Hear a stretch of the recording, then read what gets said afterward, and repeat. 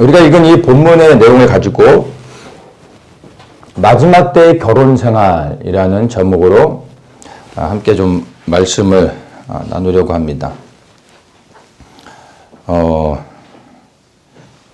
우리가 읽은 이 본문의 그 내용을 보면은 이제 아내를 버리는 일, 그래 또 이혼하는 것들에 대해서 언급을 하고 있습니다. 근데 이것을 먼저는 본문의 내용을 일단은 저희가 살펴보고 그 다음에 이 본문의 내용을 가지고 이혼에 대한 문제도 언급하는데 그것들을 살펴보면서 특별히 이것과 연결해서 단순히 뭐 아내를 내어버리는 일, 이혼하는 일 이것이 아니라 지금 이제 우리가 살아가는 이 시대 가운데 우리의 전반적인 결혼 생활에 대해서 우리가 또 어떻게 성경적으로 살아야 되는지에 대해서 연결해서 이 말씀을 좀 함께 나누도록 하겠습니다. 먼저는 본문의 내용을 있는 그대로 한번 짧게 다시 한번 살펴본 다음에 그 다음에 이 본문의 배경이 되는 시대적인 상황들을 좀 더 자세하게 언급을 하고 그러면서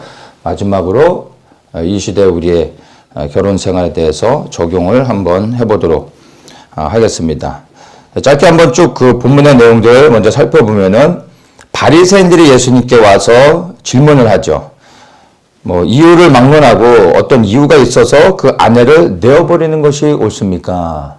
아내를 버려도 됩니까? 질문 그대로 아내를 버려도 되는지 물어보고 있습니다. 이건 이따가 좀 저희가 살펴보도록 하고요. 예수님께 이렇게 물어봤을 때 예수님께서 답변을 하시죠. 창세기의 말씀을 가지고 이렇게 말씀하십니다. 6절에 보면 하나님이 짝지어 주신 것을 사람이 나누지 못한다. 그래서 나눠줄 수 없다라는 성경의 전제를 가지고 말씀을 해주십니다. 그랬더니 이제 이들이 다시 한번 질문을 합니다. 7절에. 그러면 모세는 왜 이혼 증서를 써서 내어버려도 된다고 했습니까? 라고 말을 합니다. 예수님께서 거기에 대해서 8절에 바로 대답을 해주십니다. 원래는 그렇지 않은데, 즉 나눠져서는 안 되지만 그러나 너희의 마음의 악함을 인하여 완악함을 인하여 이혼 증서를 쓰게 해줬다라고 말하고 있습니다. 이 부분도 우리가 이따 좀 더 보도록 하겠습니다. 자, 그래서 예수님께서 9절에 연결해서 추가적으로 말씀해 주시는 게 이건 예수님이 하시는 말씀입니다.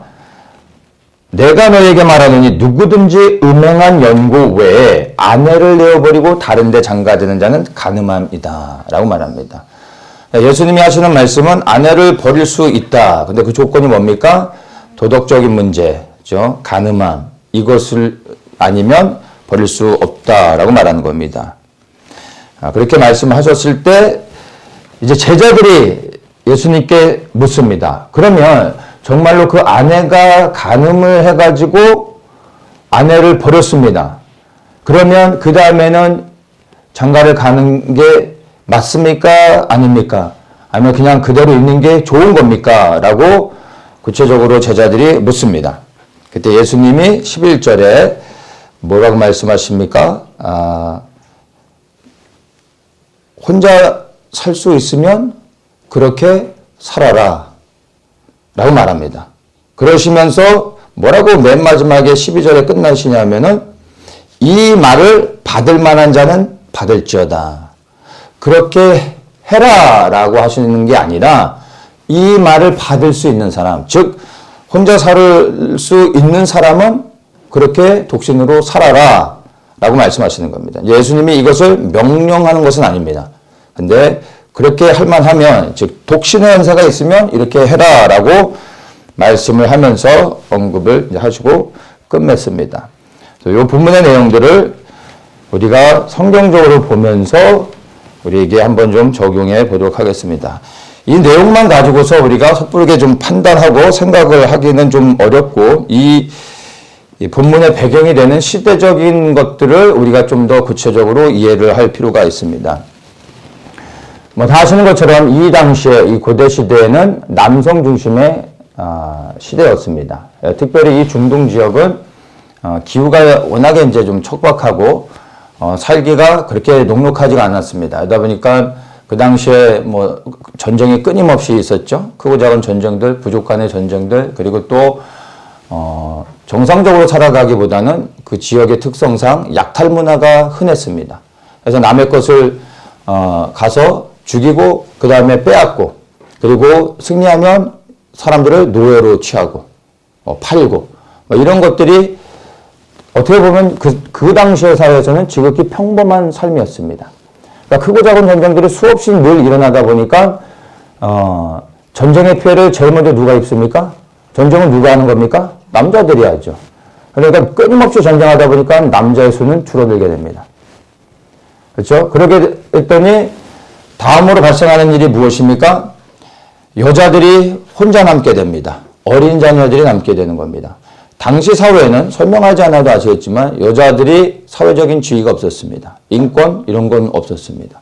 여자는 동물하고 뭐 비슷한 수준으로 취급됐습니다. 그러다 보니까 여성들이 사회적 지위를 얻고서 생계를 위해 뭔가를 한다는 것은 제도적으로 불가능한 거였습니다. 그러니까 남편이 전쟁에 나가서 죽었어요. 그러면 그 아내는 이제 어떻게 될까요?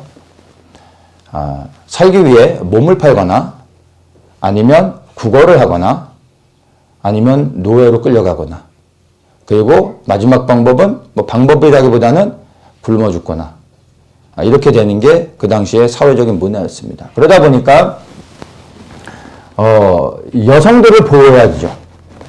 그래서 그 당시의 문화가 일부 다처제를 허용했던 겁니다. 물론 이런 사회적 배경 이거 하나만 가지고 일부 다처제를 한 건 아닙니다. 종교적인 것도 있고 여러 가지 연관이 되어지지만 그 당시의 사회적인 배경에 이러했던 것들이 지대한 영향을 미친 건 사실입니다. 그래서 일부 다처제를 시행할 수밖에 없었던 이유가 혼자 남게 된 여성들을 보호해 줘야 되기 때문에 그리고 그 어린아이들을 보호해 줘야 되기 때문에 누군가 그들을 데려가 보호할 수 있는 법을 만드는 겁니다. 그래서 일부 다처제. 그래서 유대사에도 보면은 형제 중에서 이 남자가 죽으면 다른 형제들이 그 형수를 취해야 되는 겁니다. 다른 의도가 아니라 바로 여성들을 보호하기 위한 거였다는 것을 이해를 하셔야 됩니다. 자, 그러다 보니까 당시에는 일부 다처제가 너무 흔했고 구약시대에도 유대인들이 가나안 땅에 들어간 다음에 그들의 생활의 습관을 그대로 따라해서 이제 뭐 왕 같은 경우에는 여러 아내들을 두었습니다. 그런데 시간이 조금씩 지나면서 신약시대에 들어와서는 유대인들은 일부 일처제를 하게 됩니다. 왜냐하면 하나님의 말씀을 중심으로 살아갔기 때문에 그 당시에 다른 이방인들은 여전히 일부 다처제를 하며 살아가지만 유대인들은 말씀 중심으로 사니까 그렇게 할 수 없었습니다. 그래서 일부 일처제를 하며 살아갔지만 그러나 그들이 그 땅에서 이방인들 사이에 둘려서 살다 보니까 그러한 문화의 영향을 안 받을 수가 없었죠.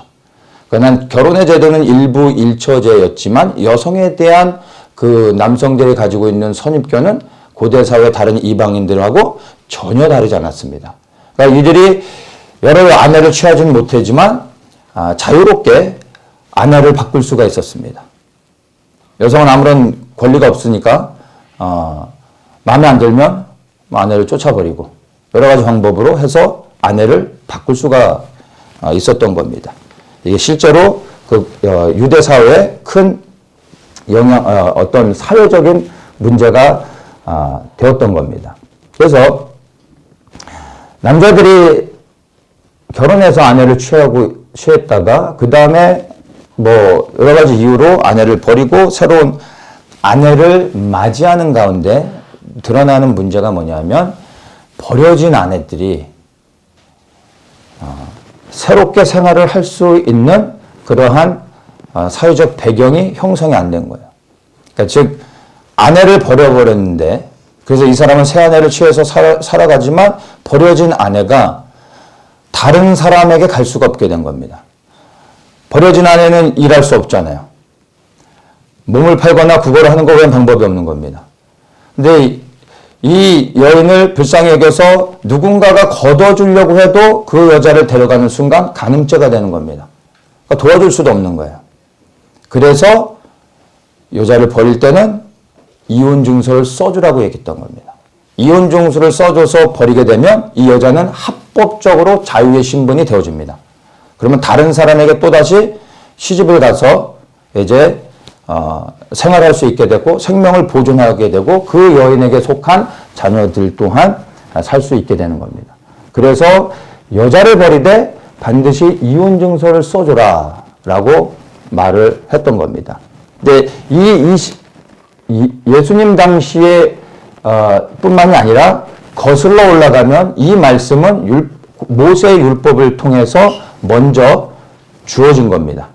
그러니까 그 말은 이것이 유대 사회의 당시의 문제였을 뿐만 아니라 훨씬 더 이전에 이제 곧 출애굽했던 유대 그 히브리 민족 그리고 그 애굽의 문화들이 그대로 다 적용이 되어졌던 거죠. 그 당시에도 여전히 여자를 버리는 문제로 인하여 사회가 어려움이 있었다라는 겁니다. 그래서 모세를 통해 하나님께서 이혼 증서를 써서 버리라라고 말씀을 해줬던 겁니다. 그래서 잠깐 좀 살펴보면 신명기 24장 1절에 보면은 이렇게 말합니다. 사람의 아내를 취하여 데려온 후에 수치되는 일이 그에게 있음을 발견하고 여기서 수치된다는 건 여성이 음란한 간음죄를 진 것을 이야기합니다. 그를 기뻐하지 아니하거든 이혼 증서를 써서 그 손에 주고 그를 자기 집에서 내어 보낼 것이요 그 여자는 그 집에서 나가서 다른 사람의 아내가 되려니와 말합니다. 여자가 잘못을 했어요. 그러면 남자가 쫓아보낼 수 있는 겁니다. 버리되 이혼 증서를 써주라고 얘기하는 겁니다. 여자가 잘못은 했지만 그것 때문에 죽어야 되는 것은 아니잖아요. 버리라 이거예요. 그러나 이혼 증서를 써줘서 이 여인이 새로운 삶을 살 수 있도록 해주라는 겁니다. 이게 모세의 율법이었는데 모세가 자기가 생각해서 이러한 법을 만든 게 아니잖아요. 모세의 율법은 하나님께서 모세를 통하여 이스라엘 백성에게 주신 겁니다. 그러니까 이 모세의 율법에서 이혼 증서를 써주라고 했던 건 모세의 아이디어가 아니라 하나님의 말씀인 것입니다. 예. 자, 그래서 이것이 유대 사회뿐만 아니라 고대 시대부터 아주 고질적인 문제였었고 여성들이 이런 문제로 인하여 많은 희생과 피해를 받았다라고 말하는 겁니다. 그래서 이제 이 모세의 이혼 증서에서는 조건이 있죠. 아내를 버리는 게 여기서도 동일하게 이 아내가 간음을 했을 때 그래서 예수님도 그렇게 말씀을 하셨던 겁니다. 그런데 현실은 그렇지 않았죠. 남자들이 여성이 간음을 했을 때 버리는 것이 아니라 그 외 수많은 다른 이유로 너무나 쉽게 여성들을 버렸습니다. 그리고 또 새로운 아내들을 취했던 겁니다.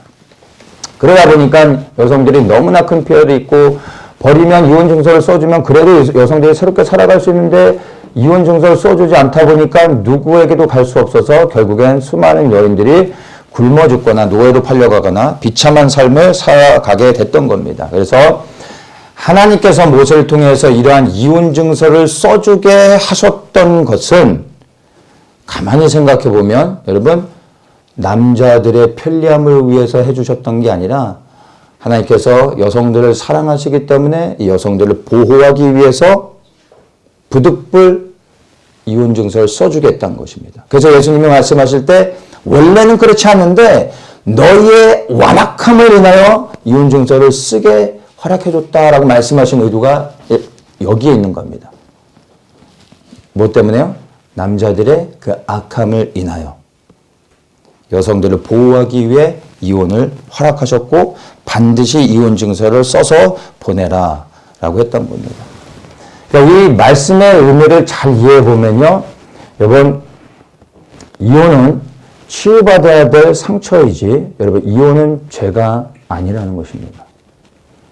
물론 이것이 자랑할 것은 아니지만 결코 부끄러워할 내용도 아니라는 겁니다. 우리 한국 같은 사회에서는 이 문제가 쉽지는 않죠. 그런데 이제 이런 부분에 대해서 우리가 성경적으로 접근을 할 필요가 있습니다.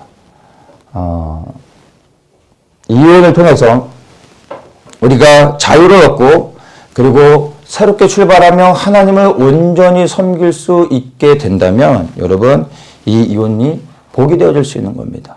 하나님 주신 은혜가 되어질 수 있다는 것입니다. 그래 이혼이 하나님께 대한 감사가 되어질 수 있는 것입니다. 그렇게 열매를 맺으면 되는 겁니다. 그래서 이 과거의 이혼의 상처로 인해 우리가 묶일 필요가 없다는 겁니다. 그러나 이 이혼이 나의 육신을 위한 게 돼서는 아니죠. 안 되죠. 어떻게 됩니까? 이 이혼이 하나님을 위한 것이 되어야 되는 겁니다. 하나님의 영광을 위한 것이 되어야 할 것입니다. 이 예수님 당시에 바리새파들이 그 당시에 이제 유대 사회를 지배하고 통치하고 있었는데 바리새파에는 두 개의 계파의 학파들이 있었습니다. 하나는 이제 산마의 학파라고 하고 또 하나는 힐렐 학파라고 하는데 재밌는 건 이 두 학파마다 이혼에 대한 해석이 틀립니다. 산마의 학파는 먼저 배우자가 이 모세율법 그대로 결혼의 정절을 어겨서 간음을 했을 때만 이혼을 할 수 있다라고 해석하고 그렇게 강요했습니다. 그 학파에 속한 사람들에게. 성경적인 거죠. 그런데 힐렐 학파는 다르게 해석합니다. 참고로 이 힐렐 학파는 이 바울의 스승 가말리엘이 속했던 그 학파죠. 근데 이 힐렐 학파는 굉장히 리버럴하게 해석을 합니다. 여성이 즉 아내가 잘못을 저질렀을 때는 아내를 버려도 된다. 이혼 용서를 써줘서 보내라 라고 말합니다. 근데 아내가 잘못했다고 했을 때 그 잘못이 굉장히 애매한 겁니다. 뭐 말을 좀 안 듣는다거나 밥을 맛없게 한다거나 살다 보니까 못생겼거나 자꾸 이렇게 좀 뚱뚱해지거나 이러면 그게 다 잘못이 되는 거야. 여성의 잘못이야. 그러니까 뭐 말이 좋아 여성이 잘못을 했을 때지 자기 마음에 안 들면 보내라는 거야. 쫓아보낼 수 있다는 거야. 그리고 실제로 이게 유대 사회의 흔한 일상이었습니다. 근데 여기다 그 한술 더 떠서 완전히 그냥 이 오픈되어 있었던 어떤 이제 랍비들은 결혼을 했지만 더 아름다운 여자를 만나면 버려도 된다. 라고 뭐 그냥 끝까지 가는 사람들이 있었습니다. 이게 유대 사회에 실제 있었던 당시의 사회적인 문제였습니다. 그래서 바리새인들이 예수님한테 이 질문을 했던 것은 아내를 버려도 됩니까? 라고 했던 이 질문은 예수님을 곤란하게 만들려고 공격하려고 했던 의도가 아니라 이게 바리새파 사람들 안에 끊임없는 이 두 학파 간의 논쟁이었기 때문에 자기들도 예수님이 어떻게 답변을 하시는지 궁금했던 겁니다. 그래서 예수님께 실제로 물어봤던 것이고 그 당시에 심각한 사회 문제였는데 사실 이게 오늘날에도 동일한 문제라는 겁니다. 그래서 우리 그리스도인들이 이 부분에 대해서 한번 생각해 보는 것들 그리고 이 성경을 적용해서 어떻게 우리가 이것을 받아들여야 될지를 알아야 됩니다. 먼저 이제 그 성경의 원리들을 보면 우리가 이 결혼을 생각할 때 남녀 간에 하나님께서 하나 되게 하시는 이 결혼의 의미를 우리가 좀 말씀을 통해서 좀 보도록 하겠습니다. 창세기 2장 그 18절에 보면 여호와 하나님이 가라사대 사람의 독처하는 것이 좋지 못하니 내가 그를 위하여 돕는 배표를 지으리라. 아담을 창조하셨는데 보니까 혼자 있는 모습이 좋지 않았어요. 그래서 돕는 배표를 짓겠다라고 하나님께서 말씀하십니다. 20절에 보니까 아담이 이제 하나님의 말씀에 순종하면서 뭐 열심히 하긴 하는데 20절에 아담이 돕는 배필이 없으므로 이렇게 말씀하시죠. 그러니까 좀 뭔가 하나님 보실 때 온전하지 못했던 겁니다. 그래서 하나님이 아담이 깊이 잠들었을 때 그 갈빗대를 취하여 여자를 만들게 됩니다. 그리고 나서 24절에 이러므로 남자가 그 보물을 떠나 그 아내와 연합하여 둘이 한 몸을 이룰지로다. 이렇게 말합니다. 아내와 연합하여 남녀가 함께 연합하여 한 몸을 이루라. 이렇게 말씀하고 있습니다. 자, 하나님께서 아담을 창조하신 목적에 대해서 우리가 잘 알고 있죠. 하나님께서 아담을 창조하신 목적은 세상을 창조하시고 나서 하나님의 형상을 따라 지음받은 아담을 통하여 하나님이 창조한 세상을 다스리게 하셨습니다. 그것을 인하여 아담이 하나님이 창조한 세상을 잘 다스리며 하나님 말씀에 온전히 순종할 때 그것을 지켜보시는 하나님이 기뻐하시며 영광을 받으셨던 겁니다. 즉 아담은 하나님의 영광을 위하여 창조되어진 피조물인 겁니다. 그런데 이 아담을 돕는 배필로 여자를 만들었다라는 것은 무엇입니까? 이 여인도 아담과 연합하여 하나님의 영광을 위해 섬기라고 하나님께서 만들어 주셨다라는 것입니다. 그렇죠? 그러니까 남자든 여자든 다 하나님의 영광을 위해 만드셨고 남자와 여자가 함께 연합하여 한 몸을 이뤄 부부가 되게 하신 목적 또한 하나님의 영광을 위한다는 것입니다. 이사야 43장 22절에 보면 이 백성은 내가 나를 위하여 지었나니 나의 찬송을 부르게 하려 함이니라. 이스라엘을 하나님이 이 민족을 부르신 이유가 하나님의 영광을 위한 것입니다. 근데 이게 아담부터 시작된 것이죠. 아담으로 아브라함으로 그리하여 이스라엘 민족으로 그래 이스라엘 민족을 통하여 온 열방을 통해 종국에 하나님의 영광을 받으시기 원하시는 것입니다. 이게 아담을 창조하신 이유고 그리하여 이스라엘 민족을 만드신 이유이고 그리고 이방 가운데 하나님의 백성들을 부르시고 계신 겁니다. 그래서 다시 보면 아담을 돕는 배필로서 여자를 만들었다라는 것은요. 둘이 연합하여 오직 하나님 한 분을 영화롭게 하기 위한 것입니다. 그러니까 결혼의 목적이 되는 겁니다. 여러분 결혼은 무엇 때문에 해야 되는 겁니까? 하나님의 영광을 위해서 해야 된다는 것입니다. 그리스도인들의 결혼 생활, 여러분 이것을 분명하게 이해하셔야 됩니다. 여러분 생활의 문제 때문에 둘이 같이 벌어서 행복하게 살기 위해서가 아닙니다. 성적인 문제를 해결하기 위한 것도 아닙니다. 빨래 해줄 사람, 밥 해줄 사람이 필요한 게 아닙니다.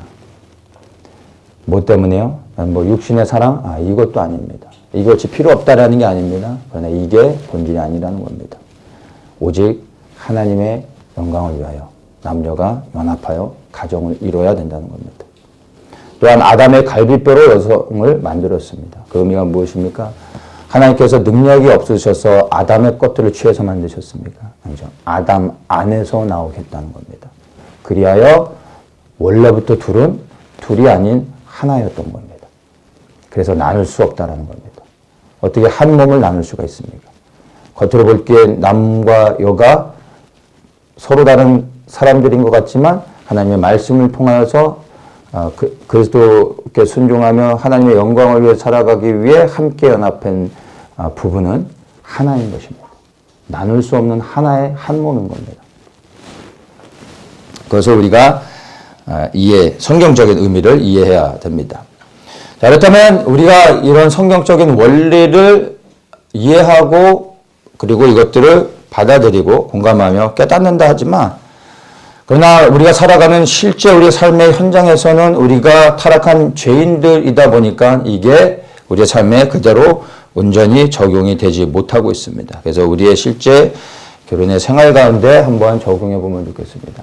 여기서부터 이 적용은 사실은 하나님이 이렇게 말씀하셨다, 이렇게 해야 된다라고 단언 지을 수는 없습니다.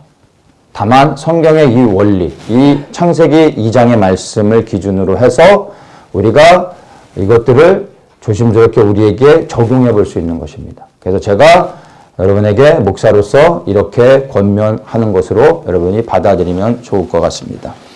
첫 번째, 결혼의 첫 번째 원칙이 말씀드린 것처럼요. 믿는 자와의 연합입니다. 즉 믿지 않는 사람과 결혼하는 것은 하나님의 뜻이 아닙니다. 그것은 하나님의 말씀에 불순종하는 겁니다. 그래서 원칙적으로 여러분 반드시 믿는 사람과 연합해야 됩니다. 믿는 사람과 교제하고 그리고 믿는 사람과 하나 되어야 되는 것입니다. 만약 여러분이 믿지 않는 사람과 결혼했다면 여러분 지금의 삶이 어찌하든 하나님한테 그것은 회개해야 되는 내용이 되는 겁니다. 뭐 어떤 사람들이 이렇게 얘기합니다. 나는 믿는 사람이었는데 하나님께서 믿지 않는 사람과 결혼하게 하셔서 그렇게 했습니다. 라고 말하는 사람을 간혹 봅니다. 뭐 여기에 대해서는 제가 노 코멘트 하겠습니다. 직접 들었다는데 제가 뭐 할 말이 있습니까? 그럼 계속 들으면서 알아서 하시면 되는 거고. 거기에 대해서는 제가 언급하진 않겠습니다. 성경적 원리는 믿는 사람이 믿지 않는 사람과 함께 할 수는 없는 겁니다. 하나님의 성경적 원리입니다. 자, 그래서 이렇게 핑계는 될 수 있어요. 내가 하나님을 결혼 전에는 알지 못해서 믿지 않는 사람과 결혼을 했습니다. 라고 말은 할 수 있죠. 그렇죠? 타당한 핑계인 것 같습니다.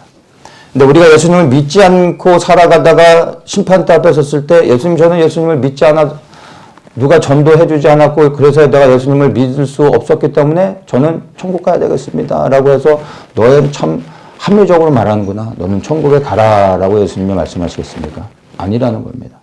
그렇죠? 그래서 우리가 그리스도인이 됐을 때 첫 번째 하는 게 회개이잖아요. 그 회개가 무엇에 대한 회개입니까? 예수 그리스도 없이 우리가 결정하고 행하고 살아왔던 모든 게 다 예수님 믿고 났더니 다 죄였던 겁니다. 예수님 없이 결혼했던 것. 그것 또한 회개해야 될 제목이 되는 겁니다. 이건 회개하셔야 되는 겁니다. 핑계 댈 수 있는 게 아니라는 겁니다. 자, 그러면 이제 케이스별로 우리 생각해 볼 때 첫 번째 결혼의 문제에 대해서 첫 번째 우리가 흔히 겪는 케이스를 한번 보겠습니다. 배우자 중에 한 명은 예수님을 믿고 또 한 명은 지금 현재 믿지 않는 사람, 즉 불신자인 경우. 다른 종교에 대해서 언급하지 않겠습니다. 이건 뭐 얘기할 필요가 없겠죠. 그러니까 믿지 않는 불신자, 즉 종교로 굳이 치면 무교인 거죠. 무신론자라고 할 때 이것을 이게 한번 적용해 보겠습니다. 고린도전서 7장 12절에 보면은 이렇게 말합니다. 그 남은 사람들에게 내가 말하느니 바울이 말하는 겁니다. 이는 주의 명령이 아니라 내가 이렇게 말하는데 이것은 하나님의 말씀이다 이렇게 해야 된다라는 게 아니라 이것은 내 생각입니다 이렇게 말하고 하는 거예요. 만일 어떤 형제에게 믿지 않은 아내가 있어 남편과 함께 살기를 좋아하거든 저를 버리지 말며 어떤 여자에게 믿지 아니하는 남편이 있어 아내와 함께 살기를 좋아하거든 그 남편을 버리지 말라. 이유에 대해서 이야기합니다. 믿지 아니하는 남편이 아내로 인하여 거룩하게 되고 믿지 않는 아내가 남편으로 인하여 거룩하게 되나니 이렇게 이야기하고 있습니다. 이 케이스를 제가 이렇게 좀 가정을 하면은 좋을 것 같습니다. 현실적으로 10이면 9은 여성이 믿고 남성이 안 믿습니다. 남자들이 문제예요. 그렇죠? 그래서 이걸 복잡하게 뭐 한쪽은 믿고 한쪽은 안 믿고 이러지 않고 그냥 믿는 쪽은 여자이고 믿지 않는 쪽은 남자로 얘기하는 게 여러분 이해도 훨씬 좋고 현실적으로 적용도 좋을 것 같습니다. 이런 가정하에 이야기를 하도록 하겠습니다. 자, 안 믿는 남편이 있는데 그러나 이 남편이 신앙은 없지만 믿는 아내와 같이 살고 싶어 한다는 거예요. 그러면 이혼하지 말라는 겁니다. 이 사람이 믿지는 않지만 그러나 이혼하지 말라는 겁니다. 왜요? 이 믿지 않는 남편이 믿는 아내로 인하여 나중에 구원을 얻을 수 있기 때문입니다. 그리고 실제로 이러한 일들이 하나님의 은혜 안에서 많이 일어나게 되는 것을 보게 됩니다. 근데 여기에서는 우리가 잘 살펴봐야 되는 게 있습니다. 믿지 않는 남편이 아내와 같이 살기를 원한다라는 전제가 있다는 겁니다. 근데 이 믿지 않는 남편이 아내와 같이 살기를 원한다라고 했을 때 이 남편이 아내를 향한 태도가 어떤지를 한번 생각해 보십시오. 아내와 같이 살기를 원한다라는 의미는 아내를 인격적으로 존중하고 사랑해 준다라는 것이 전제되어져 있는 겁니다. 그렇죠? 같이 살고 싶다고 하면서 때리고 협박하고 힘들게 하진 않겠죠. 그러니까 예수님을 안 믿지만 부부 안에 인격적으로 서로를 사랑하고 존중해 주는 것들이 배려하는 것들이 되어져 있다라는 겁니다. 그럴 경우에는 그 영혼의 구원을 위해서 하나님께서 나를 통하여 일하실 수 있도록 그리스도의 선한 모습을 보여주며 그리고 그리스도를 발견할 수 있도록 품고 그리고 기도해야 되는 것입니다. 이것이 바로 첫 번째 케이스에서 우리가 보게 되는 겁니다. 그래서 믿음이 없다라고 우리가 헤어져서는 안 됩니다. 그런데 이혼을 허락하는 그 경우들도 있습니다. 15절에 보면 혹 믿지 아니하는 자가 갈리거든 갈리게 하라. 형제나 자매나 이런 일에 구속받을 것이 없느니라. 그러니까 믿지 않는 남편이 헤어지자라고 얘기하면 그렇게 해도 된다라는 겁니다. 헤어져라라고 얘기하지 않습니다. 헤어질 수 있다. 이렇게 말하고 있는 겁니다. 자, 이제 이것을 세번역에서는 이렇게 말합니다. 조금 더 이해하기가 쉬운데, 그러나 믿지 않는 사람 쪽에서 헤어지려고 하면 헤어져도 됩니다. 믿는 형제나 자매가 이런 일에 얽매일 것이 없습니다. 헤어져도 됩니다. 헤어져라 라고 말하지 않아요. 헤어져도 됩니다. 믿지 않는 남편이 헤어지자고 하면 그때 기도해 보면서 내 안에 이 남편을 품고자 하는 주님의 마음이 없다면 헤어져도 된다는 겁니다. 반드시 헤어지라는 게 아닙니다. 헤어질 수도 있고 헤어지지 않을 수도 있고 내가 여전히 사랑하고 이 영혼을 긍휼히 여기고 그리고 품고자 한다면 여전히 위하여 기도하고 같이 살 수도 있다라는 것입니다. 자, 이게 이제 첫 번째 케이스고 두 번째 케이스는요. 첫 번째 케이스와 동일한 조건입니다. 즉 아내는 믿는데 남편은 믿지 않습니다. 그런데 내부적인 상황은 조금 다릅니다. 뭐가 다르냐면 첫 번째 케이스에서는 남편이 아내와 같이 살기를 원했습니다. 그래서 아내를 사랑하고 인격적으로 존중해주고 배려하고 같이 살아갑니다. 그런데 이 두 번째 케이스는 믿지 않는 남편이 아내를 인격적으로 존중하지 않습니다. 아내로서 사랑해주고 배려해주고 위해주는 것이 없습니다. 그리고 나의 믿음을 내가 믿는 것으로 인하여 신앙생활을 핍박하는 겁니다. 하지 못하도록 만들고 있는 겁니다. 근데 이 남편은 헤어지자는 얘기는 안 하죠. 그렇죠? 그러나 아내를 향한 배려, 존중, 사랑이 없는 거죠. 자, 이런 상황에서는요. 결혼생활이 길어지면 그 아내의 마음, 영혼은 상처를 받을 수밖에 없습니다. 우리는. 이것이 깊어지면 치유할 수 없을 만큼 아파질 수도 있는 겁니다. 그래서 이것은 단순히 부부간의 문제가 아닌 내 신앙의 문제까지 연결이 되어지고 하나님 앞에 온전히 믿음으로 서는 것에도 큰 영향을 줄 수밖에 없게 되는 겁니다. 그래서 첫 번째는 우리가 이런 상황 가운데 모든 문제를 주님께 올려드리고 기도하며 주님의 인도하심을 받고 무엇보다도 인내하며 기도하는 시간들이 반드시 있어야 될 것입니다. 그러나 변함 없이 그리고 변화될 기미 없이 동일하게 흘러간다면 그러면 우리가 진지하게 이혼을 고려해 볼 수 있다는 것입니다. 무엇을 위해서요? 첫째는 나를 위한 것입니다. 그런데 궁극적으로는 나를 위한 것이 곧 하나님을 위한 것입니다. 왜냐하면 이 여인은 하나님을 온전히 섬기고 있고 이 신앙에 서길 원하는데 남편으로 인하여 온전히 신앙생활 가운데 하나님 앞에 나아가는 것이 제한이 된다면 그렇다면 이것은 단순히 나의 육신의 행복을 위한 것이 아니라 그것을 넘어 나의 삶이 그리스도께 되어졌고 그리스도를 위해 살아야 되는데 이것이 장애가 되어진다면 이제는 진지하게 이것을 고려해 볼 필요가 있다는 것입니다. 말씀을 드린 것처럼 여러분 이혼은 부끄러운 게 아닙니다. 이혼에 하나님이 허락하신 것이고 그 허락하실 땐 분명한 의도가 있었습니다. 더 좋은 사람을 만나 육신적으로 행복하게 살아가는 게 아닙니다. 하나님을 온전히 섬길 수 있도록 하기 위하여 그것을 허락하셨다는 겁니다. 여성을 위한 것입니다. 그리하여 이러한 상황 가운데서 이혼을 고려하는 것은 먼저는 하나님의 뜻을 구해야 되겠지만 하나님께서도 허락하십니다. 그리고 이 이혼이 하나님의 뜻일 수 있음을 여러분 아셔야 되는 겁니다. 세 번째 케이스입니다.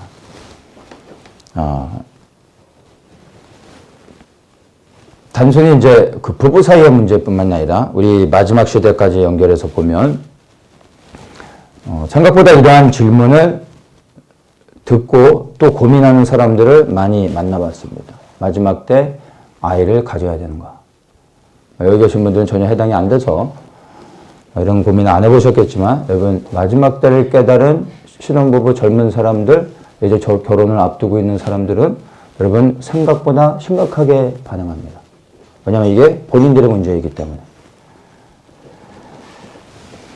마지막 때가 다가오고 있고 환란이 점점 임박하고 있는데 아이를 낳는 게 과연 이게 좋은 건가?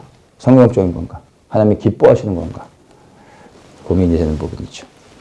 마태복음 24장 19절에 그날에는 아이 벤 자들과 젖먹이는 자들에게 화가 있으리로다. 이 말씀 때문에 마지막 때를 깨달은 젊은 청년 세대 부부들이 아이를 낳는 것을 주저하고 심각하게 고민합니다. 많이 맞습니다. 그런데 이 말씀을 우리가 먼저 제대로 좀 이해를 해야 됩니다. 말씀 그대로 이 말씀을 어떻게 해석해야 되냐면 유대인들에게 적용해야 됩니다. 이 말씀은 유대인들에게 주시는 말씀입니다. 그리고 예루살렘의 멸망에 대한 것입니다. 예루살렘이 멸망하기 전에 바벨론에 의해 예루살렘 성이 1년 반이 포위가 됩니다. 그래서 예루살렘 성 안에 있는 사람들이 이제 먹을 게 없어집니다. 나중에 극심한 식량난으로 인하여 어떤 일이 있냐면 자 오늘은 우리 아이 잡아먹고 내일은 너네 아이 잡아먹자. 그래서 그렇게 잡아먹습니다. 그리고 아이를 뵌 여인이 굶어 죽게 되면 그 여인의 배를 갈라 아이를 꺼내서 삶아 먹습니다. 왜냐하면 먹을 게 없었기 때문에. 사람이 그러한 이제 비참한 상황 가운데 극단적으로 처해지면 그렇게 될 수밖에 없는 겁니다. 이게 실제 예루살렘이 무너지기 이전에 예루살렘 성 안에 갇혀 있었던 사람들의 현실이었습니다. 근데 이러한 일들이 일어날 것을 예수님이 아시고 이 말씀을 하신 겁니다. 첫째 적용이 누굽니까? 유대인들이요 예루살렘의 멸망. AD 70년에 일어날 이 일들을 미리 보시고 말씀하신 겁니다. 근데 이 말씀을 가만히 보면 예수님의 예언의 말씀 중에서는 이스라엘에게 성취되어지는 부분이 있는데 또다시 이 말씀이 이제 마지막 때의 2차적인 예언으로 주어지는 경우들이 많습니다. 근데 이 말씀은 또한 마지막 예수 그리스도의 재림을 앞둔 상황 가운데 다시 일어날 예언의 말씀이기도 합니다. 근데 이 예언의 말씀의 대상이 누구입니까? 유대인들인 겁니다. 본문 그대로 유대인들입니다. 야곱의 환란을 통하여 유대인들이 극심한 지금까지 유대 사회에서 이스라엘이 겪었던 그 아픔들이 너무나 큰데 그것은 비교할 수 없을 극심한 환란을 이들이 당하게 될 겁니다. 언제요? 예수님이 재림하기 직전 7년 대환란의 마지막 순간에 유대인들에게 또다시 임하는 겁니다. 그때 아이 벤 자들, 젖먹이들이 화를 당하는 일들이 다시 일어나게 될 겁니다. 근데 이 말씀은 첫째는 유대인에게 주시는 거라는 겁니다. 근데 이 말씀은 유대인들에게 주시는 거긴 하는데 가만히 생각해 보면 그 환란의 끝자락에 그 동시대에 살아가고 있는 모든 사람들에게 임하는 것이기도 합니다. 그러니까 이것을 우리 이방 그리스도인들에게 적용하고 고민하는 것도 사실 틀렸다라고 말할 수는 없습니다. 근데 문제는 뭡니까? 이게 7년 대환란 끝자락에 일어나는 일이란 겁니다. 환란 끝자락에 살아가게 될 사람들은 고민을 해볼 필요가 있는데 그 환란 끝자락에 있지 않은 사람들은 또 이 고민이 또 안 될 수도 있습니다. 자, 근데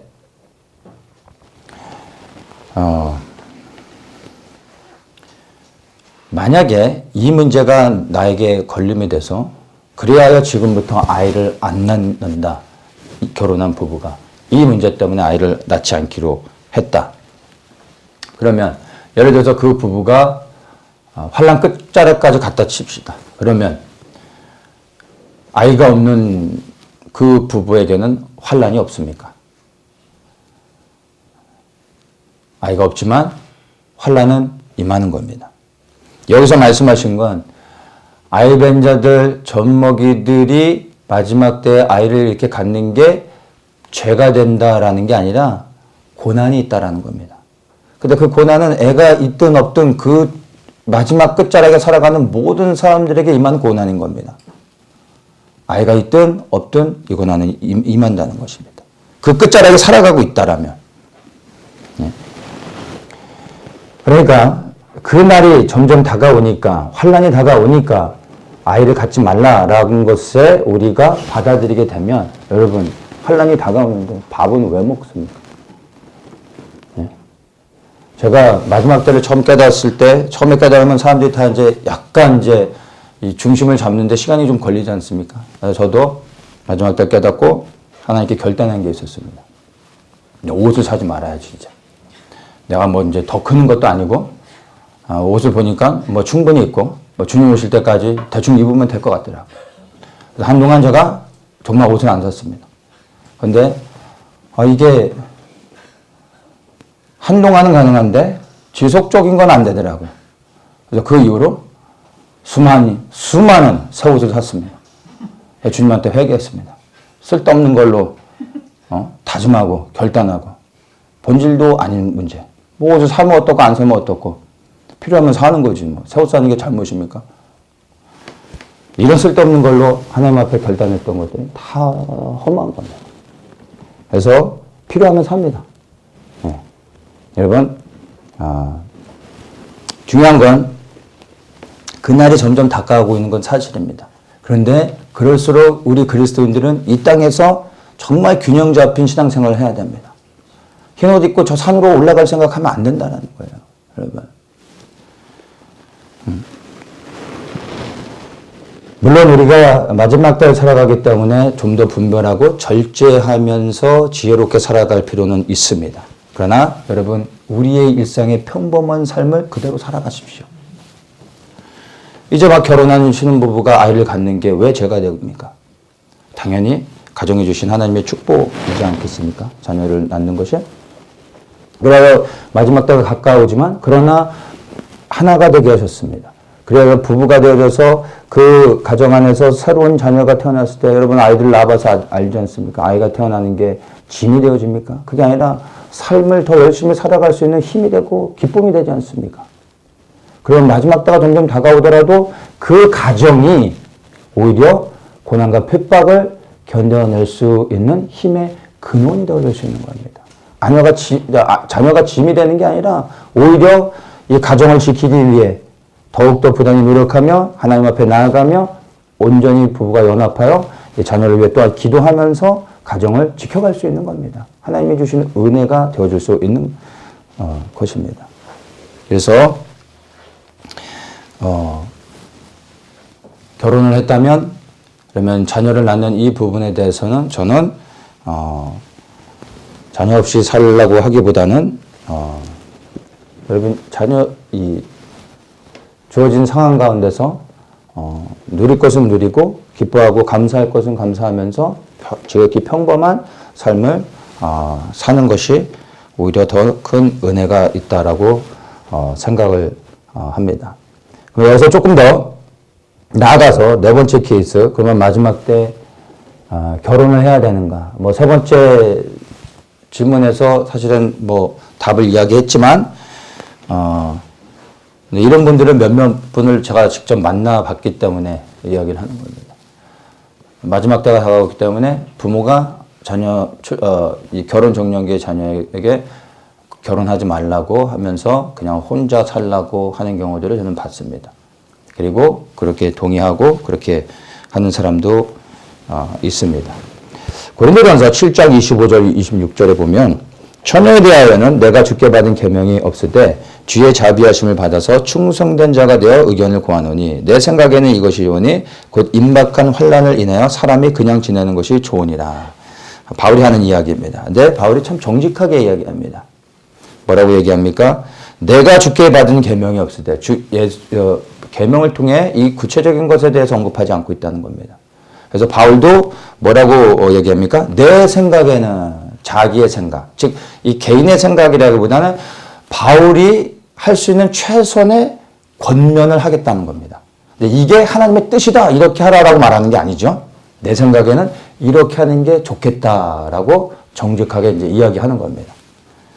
근데 뭐라고 얘기합니까? 환란이 다가오고 있으니까 그냥 살아라. 결혼하지 말아라. 독신으로 살아라. 라는 겁니다. 근데 이 바울의 권면은 여러분 성경에 기록되어 있다고 이걸 하나님의 말씀으로 기준으로 삼아서는 안 됩니다. 바울이 분명히 얘기하고 있는 거예요. 내 생각이다. 하나님의 뜻이다. 라고 말하지 않아요. 바울의 권면일 뿐입니다. 저는 여러분들에게 다르게 권면을 합니다. 여기 해당 사항이 되시는 분은 없긴 하지만 혹시나 제 설교를 이제 젊은 친구들이 듣는 경우도 희박하겠지만 혹시나 주변에 있으면 전해 주십시오. 저는 반대로 생각합니다. 바울은 독신의 은사가 있어서 홀로 살았습니다. 그랬더니 너무 좋았던 거예요. 저는 아시다시피 결혼을 했습니다. 결혼해서 살아보니까 너무 좋습니다. 홀로 사는 것보다 결혼하는 게 낫습니다. 저는 이렇게 개인적으로 권면합니다. 여러분, 결혼 정년기가 되고 좋은 배우자를 만날 수 있다면, 근데 그 배우자가 눈에 보기에 좋은, 돈을 많이 벌어다 줄, 나를 좀 행복하게 해줄 이런 사람이 아니라 어떤 사람이요? 하나님의 영광을 위해 함께 연합할 수 있는 사람이라면 내일 주님 오신다고 하더라도 여러분 함께 연합하여 가정을 이루는 것이 그것이 복이 되어집니다.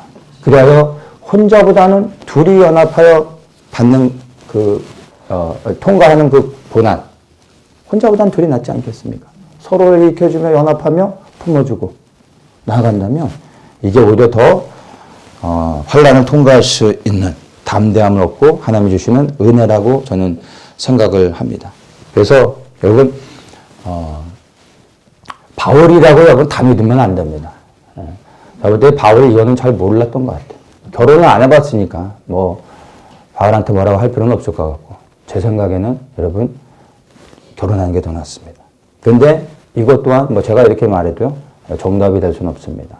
여러분이 기도하시고 주님의 뜻 안에서 나를 향한 하나님의 계획이 무엇인지 질문하고 그리고 인도함을 받으면 됩니다. 그런데 주님은 특별한 경우가 아니고서는 여러분 독신의 은사는 정말 특별한 사람에게 주어지는 겁니다.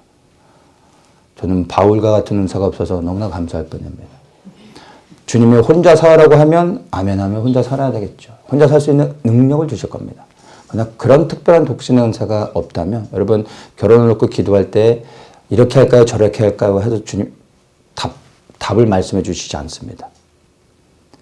내가 하나님 앞에 삶을 드리고 그리고 뜻을 정하여서 결정하게 되면 즉 결혼하기로 하면 하나님이 그걸 기뻐하시는 겁니다. 하나님이 뭐 이것을 이래라 저래라 하시겠습니까? 우리가 원하는 것을 취할 때 그리고 그렇게 할 때 하나님이 그걸 함께 기뻐해 주십니다. 저는 여러분이 결혼할 수 있으면 하라고 그렇게 말하고 싶습니다. 그런데 결론은 이렇습니다. 여러분 결혼을 해도 이혼을 해도 재혼을 해도 무엇을 하든 하나님의 뜻 안에서 하나님을 영광스럽게 하기 위해 결정하십시오. 결혼도 하나님의 영광을 위한 것입니다. 이혼도 하나님의 영광을 위해 할 수 있는 겁니다. 여러분이 재혼을 원한다면 그 재혼도 하나님의 영광을 위해서 하면 되는 겁니다. 하나님이 다 기뻐하시는 겁니다. 여러분의 남편이 믿음은 없지만 여전히 여러분을 사랑하고 있습니까? 그러나 조금 부족하고 이 관계 안에서 어느 부부가 다 온전하겠습니까? 그러나 정말 그 마음의 중심만큼은 남편과 아내로서 서로를 존중해주는 마음이 있다면 그리고 함께 살기를 원하고 있다면 여러분 그 남편을 품고 위하여 기도하십시오. 영혼을 위하여 품고 기도하는 기도는 주님이 반드시 들어주십니다. 저는 거기에 대해 분명히 말할 수 있습니다. 누군가 그 영혼을 위하여 기도할 때 하나님이 일하시며 구원하시는 겁니다. 근데 그 영혼을 위하여 누가 기도합니까? 같이 살아가는 한 몸이 된 부부가 부부로서 기도할 때 하나님의 그 기도를 들어주시는 겁니다. 그래서 그러한 남편을 위해서는 여러분 끝까지 이 마지막 때 시원찮다고 버리시려고 하지 마시고 품고 위하여 기도하셔야 됩니다. 또한 여러분의 남편이 믿지 않는데 거기다 여러분을 사랑하지 않고 인격적으로 존중해 주지 않고 거기다 더 나아가 믿음을 핍박하고 여러분의 신앙생활까지 흔들고 있어서 하나님 앞에 온전히 나가는데 방해가 되고 있습니까? 먼저 여러분의 영혼의 유익함을 위해서 여러분 좋은 것을 선택할 수 있습니다. 하나님께 더욱더 구체적으로 기도하며 인도하심을 구할 때 하나님께서 선한 길을 열어주실 거라 믿습니다. 또한 이미 이혼하셨습니까? 분명히 말씀드립니다. 자신을 정죄하지 마십시오. 치유받아야 될 상처일 뿐입니다. 이혼하지 않은 사람들은 이혼의 문제는 없지만 부부 안에 또 개인의 삶에서 드러낼 수 없는, 말할 수 없는 상처들, 그리고 아픔들, 또 숨겨진 범죄들, 우리 얼마나 많습니까? 이혼은 분명히 말씀드리지만 여러분 범죄가 아닙니다. 상처일 뿐입니다. 다시 털고 일어날 수 있는 겁니다. 그래서 여러분 먼저 내 안에 있는 이 상처를 치유해야 됩니다. 그리스도 안에서 자유하실 수 있어야 됩니다. 그래야 새롭게 출발하고 주님을 위해 살아갈 수 있습니다. 그리고 나서 재혼을 하든 아니면 혼자 살든 여러분 무엇을 결정하든 하나님의 영광을 위해 결정하시고 하나님이 함께 하시며 살아갈 힘과 능력을 주실 것입니다. 우리 모든 그리스도인들이 사나 죽으나 그리스도의 것이 되어졌습니다. 이 고백이 우리 모두의 고백이지 않습니까? 그러면 우리가 결혼을 하든 이혼을 하든 재혼을 하든 이 모든 것이 하나님의 영광을 위한 것이라면 모든 것을 그리스도를 위해 한다면 하나님이 기뻐하실 것입니다. 여러분 그리고 더 나아가 여러분의 개인의 삶과 여러분의 가정을 예수 그리스도를 위하여 더욱더 드리십시오. 자녀들 주님께 더욱더 올려드리십시오. 그를 위하여 여러분의 삶을 드러내시고 본이 될 수 있게 보이십시오. 말하지 말고 어떻게 살아야 되는지를 보여주십시오. 그리고 이 자녀들이 여러분의 삶을 보고 따라올 수 있도록. 이를 위해서 바로 주님께서 우리를 구원해 주셨습니다. 그리고 남녀가 한 몸을 이루어 가정을 이루게 하셨습니다. 이것이 교회인 것입니다. 그리고 이 가정들이 모일 때 우리와 같은 이런 교회라는 공동체를 통해 하나님의 뜻을 더욱더 이뤄가며 이 마지막 시대 우리의 믿음을 지켜갈 수 있게 되는 것입니다. 그래서 여러분들 이 마지막 때 우리 이 가정에 대한 부분들 새롭게 생각하면서 개인의 삶에 처해진 상황과 형편에 따라 하나님의 뜻을 구하며 그리고 결단하며 새롭게 나아가시길 예수님의 이름으로 축복합니다.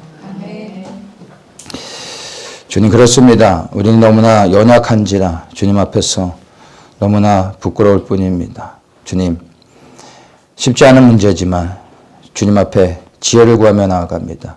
각 사람의 삶과 형편 가운데 하나님 만나주시고 또한 깨닫게 하시며 결단하여 주님 앞에 헌신하며 나아갈 수 있도록 주님 지혜를 더하여 주시옵소서. 그리고 우리가 정말 우리의 고백대로 사나 죽으나 우리가 그리스도의 것이 되었음을 고백하며 무엇을 결정하든 오직 하나님의 영광을 위하게 하여 주시옵소서. 예수님의 이름으로 기도합니다.